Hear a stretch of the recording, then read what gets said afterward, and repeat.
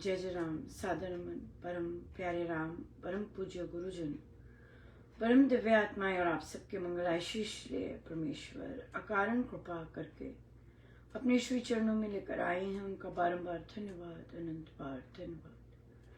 गुरुजनों की अकारण कृपा से वे हमें इस समय मन के रूपांतरण में लेकर आ रहे हैं। उनका अनंत बार धन्यवाद, बारंबार धन्यवाद, बारंबार धन्यवाद।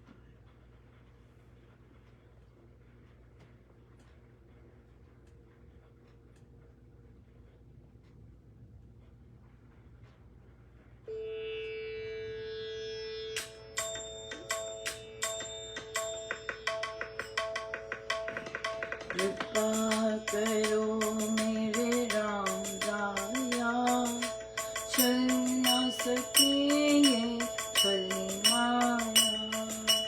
कृपा करो मेरे राम राया, चल न सके ये छली माया।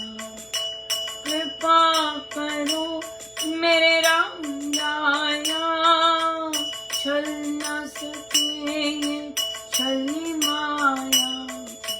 कृपा करो मेरे राम राया, छल न सके ये छली माया।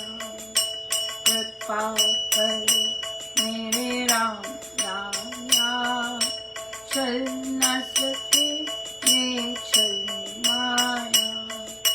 कृपा करो मेरे राम राया, छल न सके ये छली माया।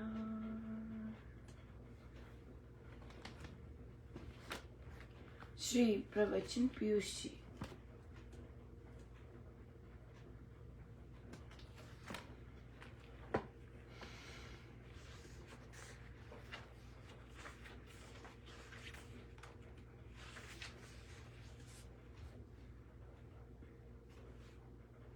पृष्ठ 277।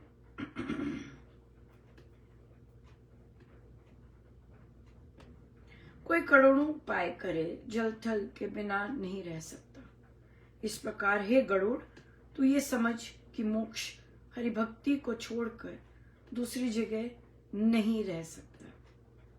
इसलिए सियाने भक्त कहते हैं कि भक्ति करते हुए बिना जतन के संसृति जन्म मरण का आप ही नाश हो जाता है।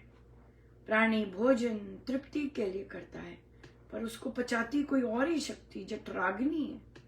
यहाँ भक्ति आप ही पचती है। ये भक्ति धर्म की महिमा वर्णन की है कि सियाने भक्त कहते हैं भक्ति करते हुए बिना जतन के आपका नाश हो जाता है।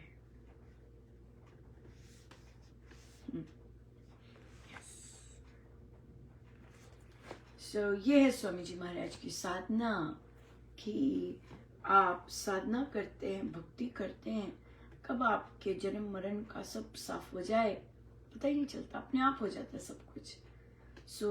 ये सियाने भक्त या सियाने भक्त जो सही ढंग से भक्ति करते हैं, सही राह पे चलते हैं, अपने आप हो जाता है सब। मांगना नहीं पड़ता ये हो जाए मेरे अंदर वैराग्य आ जाए, मेरे अंदर ये आ जाए, मेरे अंदर वो आ जाए, मैं ऐसा हो जाऊं, मैं ऐसा बोलूं, मैं ऐसा गाऊं, मैं ऐसा no. अपने आप आ जाता है सब। ये स्वामी जी महाराज की साधना है। पर हाँ, अच्छा लगता है सुनना, हमारे अंदर ये आ जाए, प्रभु ये आ जाए, हम मांगे तो प्रभु अंदर ये आ जाए। राइट, या बिल्कुल। आज प्रश्न आया जिस पर मैं बहुत जोर की वो सुना रहे थे कोई इंसिडेंट, और मैंने बहुत स्ट्रॉन्ग रिएक्ट किया। आई गेस कहीं ना कहीं सेंसिटिव होगा ये चीज, तभी इतना जोर की रिएक्ट किया। मानो कि मेरे किसी अपने के साथ हुआ है, बिल्कुल ऐसे ही है ना। या पर मैंने नोटिस किया है कि जब अपने लिए चीज आती है तो मैं शायद ऐसा न कहूँ, लेकिन किसी और के लिए आ रही है तो मेरे अंदर बहुत बहुत स्ट्रांग आ जाता है। जैसे कि ये क्या हुआ कि हमारे हमारे कार्य क्षेत्र में भी आ, कोई कोई कोई गार्डनिंग का कुछ चल रहा था 2 कॉलीग्स के बीच में, और एक कॉलीग मेरे डिपार्टमेंट की हैं। तो वो मेरे पास आई, ऑफ कोर्स उनको लैंड की बात कर रही थी, लेकिन और भी कुछ हुआ कि उनके उन वो जो दूसरे थे उनकी क्लास में आके बच्चों के सामने उनको अनाप शनाप ढंग से बोलने लग गए। तो अब मुझे निर्णय करना था कि अगर वो मेरे पास आई, क्योंकि मैं उनकी वो हूँ चेयर हूँ, तो मैं यही महाराज से मैंने पूछा कि कौन सी बात है जो मुझे बात करनी चाहिए। डेफिनेटली तो 2 मुद्दे थे उसमें। एक तो जमीन का मुद्दा था, वो मेरे हाथ में नहीं था क्योंकि वो एडमिनिस्ट्रेटर्स के हाथ में है। लेकिन जो बिहेवियर का मुद्दा था कि कैसे आप पढ़ा रहे हैं, कोई कैसे आ जाता है और नॉनसेंस बोलने लग जाता है, तो फिर वो चीज़ ली और फिर उसकी रिपोर्ट की। क्योंकि जो हमारे यूजुअली आप टाइम चाहते हो, आपको मिलता नहीं है, लेकिन आप सही वर्डिंग लिखोगे तो आपको खुद ही कॉल आ जाता है कि आपको कुछ रिपोर्ट करना है। तो यही हुआ, मुझे कॉल आया और उन्होंने पूछा, तो उन्होंने कहा मुझे लिख के दो आप। मैंने लिख के दे दिया। अब क्या हुआ, मैंने तो बिहेवियर का ही किया था, लेकिन क्या हुआ, ज़रूर बात की थी क्योंकि मेरे कॉलीग को ईमेल आया, फॉलोअप चल रहा था कि कहीं ना कहीं मिसअंडरस्टैंडिंग हुई है, ये हुआ है। क्योंकि उन्होंने जो शब्द यूज़ किए थे कि तुम्हारा कोई हक नहीं बनता यहाँ का। अरे भाई, किसी की ज़मीन नहीं है। हक की तो बात ही नहीं हो सकती, राइट। तो फिर वो, और उन्होंने अपनी ईमेल में बिहेवियर की कोई बात ही नहीं की। चुप, मैंने महाराज ने दिखाया, चुप करके दिखाया कि कैसे हम अपने एक्शंस को, हम कभी भी किसी के ऊपर भी हम वो यूज कर लेते हैं और दूसरे लोग उस चीज को कैसे इग्नोर करके दूसरे मुद्दों पे चले जाते हैं। पर मुझे बहुत अच्छा लगा कि बिहेवियर का मुद्दा ज़्यादा इम्पोर्टेंट है। बाकी चीज़ें तो हो जाएंगी सॉल्व, राइट। अगले को ज़मीन मिल जाएगी, पर जिस तरह आपने दूसरी महिला के साथ बात की है, उसके क्षेत्र में आके हम तो बात ये कर रहे हैं। ज़मीन तो मिल ही जाएगी, या यस, कि आपको पता होना चाहिए आप कहाँ खड़े हैं, कहाँ बात की है। तो यस, तो ये जो दूसरों के लिए उठाना, ये मेरे ये अच्छा बहुत स्ट्रांग रहता है और बहुत अच्छे से ले। जैसे आज भी एक छोटा सा बच्चा 6 साल का पार्टी पर थी, राइट। तो 3-4 बच्चे खेल रहे, किसी और बच्चे ने दूसरे बच्चे को धक्का मारा और वो गिर गया। और ये बच्चा, जो कि सेवादार हम कहेंगे, वो चला गया किसके पास, उसकी जो माँ है वो इतनी कुटिल है, उसके पास चला गया बताने कि माँ जी वो गिर गया, आप जाओ उसे उठा लो।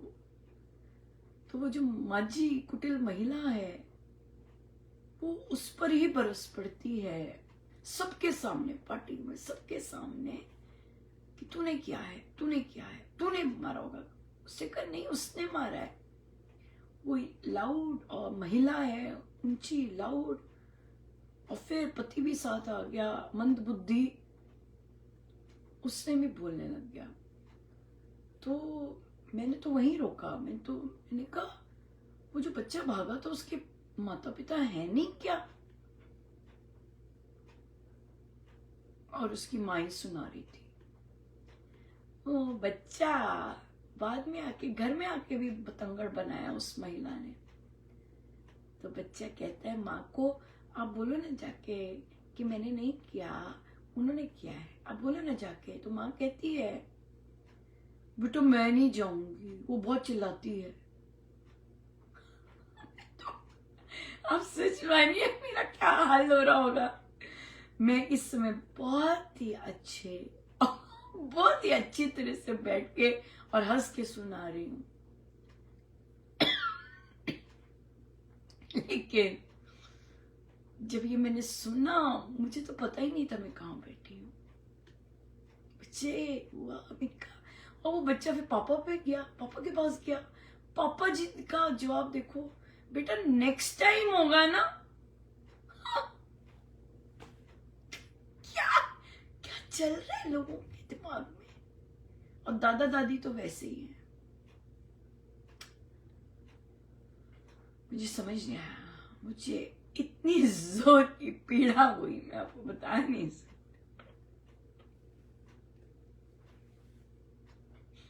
और वो बच्चा, उसके वो देखिए कितनी सुंदर आत्मा है। वो अगले दिन फिर उस बच्चे के साथ आ गया, आजा आजा खेले। और उसकी माँ, वो तो भेजे ना, इसी ने किया करके। का देखिए कितनी जबरदस्त इनोसेंस है जो कि महाराज ने कैसे दिखाई, और कैसे माँ बाप भी उसके लिए खड़े नहीं हो सके। वो बेचारा बोल रहा है कि उनको बोलो ना मैंने नहीं किया, उनको बोलो ना मैंने नहीं किया। सो यहाँ पे हमें बहुत इवेल्युएट करना है कि हमने कौन सी चीजों पे बोलना है, कौन सी चीजों पे चुप रहना है। उस बच्चे की डेवलपमेंट, देखिए बहुत सारे मेल चिल्ड्रन होते हैं जिनके लिए उनके पेरेंट्स खड़े नहीं होते, राइट। और ये बच्चे के फादर भी ऐसे ही हैं कि इनके पेरेंट्स इनके लिए खड़े नहीं होते।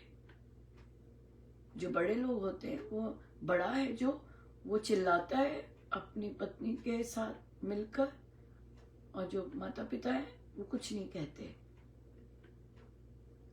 तो जो अडल्ट मेल है, बच्चे का फादर है, उसके फादर कभी उसके लिए खड़े नहीं हुए। तो आज उसने भी टाल दिया और उसने भी अपने बच्चे के साथ ये किया। देखिए ये बात मैं इसलिए नहीं कह रही कि हमारे अंदर गिल्ट आए, ओके। ये हम लोग यहाँ पे चर्चा इसलिए नहीं कहते हैं कि हमारे अंदर गिल्ट आए और हम अपने आप को बीट अप करें, नहीं। हम यहाँ पे चर्चा इसलिए करते हैं कि हम बहुत ज्यादा सो रहे हैं, हमें जागृत होना है। हम भय खड़े हो सकते है ना। माँ को तो बच्चे के लिए, अगर माँ के लिए चंडी नहीं बनती, हम ये नहीं कह रहे कि आप झगड़ो जाके उनसे कि वो लड़ाकी है, गंदी गंदी बातें बोलती है, उससे झगड़ो आप जाके। लेकिन आप में इतना बल तो होना चाहिए ना कि सारी सभा में बोल सके अपने बच्चे को, बेटा I am so proud of you, कितना गजब का काम किया तुमने। और उसे उठा के कहना है कि तुम करते रहना ऐसा काम, इररिस्पेक्टिव। सारी सभा में आप चुप थोड़ा ना रह सकते हैं। उसको खड़े होके गोदी उठा के बोला, एक्सेलेंट, गुड जॉब मेरा शेर बेटा, जिसके अंदर मैल ही नहीं है। हाँ, उसके अंदर मैल ही नहीं है। उसे पता है दिन भर वही माजी माजी वाली जो महिला है षड्यंत्र रचती है, गंदा गंदा बोलती है। उस बच्चे के पास मैल ही नहीं है लेश भर। वो भागता हुआ गया कि माँ जी बच्चे को उठाओ, वो गिर गया पानी में। तो वो लोग तो ब्लाइंड है ही हैं, तो माता पिता को थोड़ी ना ब्लाइंड हो जाना है। माता पिता को जागृत रहना है और सही समय पर काम करना है, बाद में नहीं। अब 4 दिन हो गए, आप जाके उठ के कहेंगे नहीं, ये तो गरम गरम लोहे पे ही करना होता है काम। सो हमें क्या करना है, हे मेरे परमेश्वर, राम नाम से मुझे सत्य के लिए खड़े होने का बल मिल रहा है, चाहे वो मेरा बच्चा है, चाहे पड़ोसी का बच्चा है, चाहे पड़ोसी है। मैंने कहा मैं तो अपने स्टूडेंट्स का ही एक दूसरे के प्रति खड़ी हो जाती हूँ। परमेश्वर की इतनी दया है कि तुम दूसरे को ऐसे बोल नहीं सकते, मेरे सामने तो बोल नहीं सकते, तुम निकल जाओ यहाँ से, ऐसे आप कर नहीं सकते। यू नो ये चीज है, ये तो खड़े तो होना ही पड़ता है, आप कह नहीं सकते जी ऐसे, राइट। सो बहुत बहुत धन्यवाद गुरुजनों का, अनंत बार धन्यवाद, बार बार धन्यवाद। जय जय राम।